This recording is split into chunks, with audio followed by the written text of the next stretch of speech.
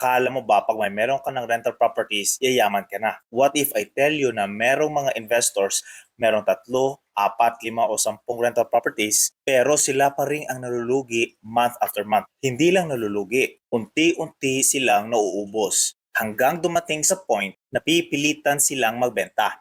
And the scary part, hindi nila nakita na nangyari na pala yun until it's too late. Let me say something na medyo uncomfortable. Hindi lahat ng real estate are good investments. In fact, some rental properties or real estate are financial traps. Mukhang opportunity, pero slow leak pala. And the number one silent killer is yung negative cash flow. Naririnig mo na to for sure. Okay lang negative cash flow, pero meron naman appreciation. Sounds smart, parang long-term thinking ka. Pero real talk, bills don't wait for appreciation.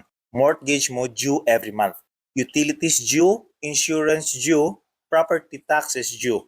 Now imagine this every single month. $300 palabas, $500 palabas, minsan $1,000 palabas. Walang pumapasok. Ikaw pa ang nagbabayad para hawakan yung property. At first, okay lang. Kaya pa, pero after 6 months, after 1 year, napapagod ka. Hindi lang sa pera, sa isip. Then you start asking yourself, worth it pa ba to? Tama ba ang ginagawa ko? Dapat ba ibenta ko na?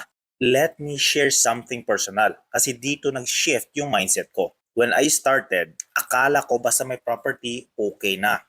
Pero nung tumagal, reality checked in. May unexpected repairs, meron kang vacancy, may gastos na hindi mo ini-expect. And dun ko na-realize na cash flow is not just income, it also acts as your defense. Parang sa basketball, hindi lang pwede puro offense ka lang. Kahit ang galing mo mag-score, kung wala kang depensa, matatalo ka pa rin. Same sa real estate, because things will break, interest changes, and tenant moves out. Hindi if, pero when.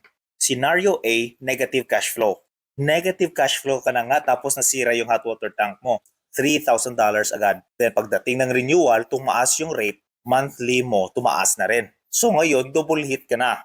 Ang tanong kung saan mo kukunin. Savings, utang, credit card, habang ginagawa mo yun, lumulubog ka palalo. Emotionally, napapagod ka na. Financially, naubos ka.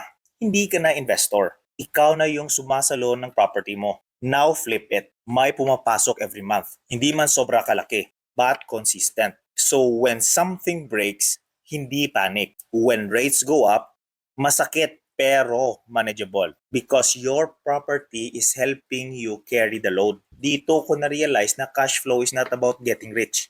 It's about staying alive. Kasi sa investing, hindi panalo yung pinakamabilis. Panalo yung tumagal. And this is where most investors fail.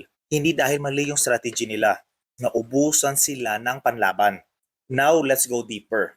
Okay lang negative cash flow, meron naman akong equity. And yes, on paper, mukha kang panalo. Pero in real life, iba ang story. If negative ka na or break even, then nag-refinance ka or kumuha ka ng home equity line of credit, yes, tataas ang appraisal and yes, may makukuha kang equity.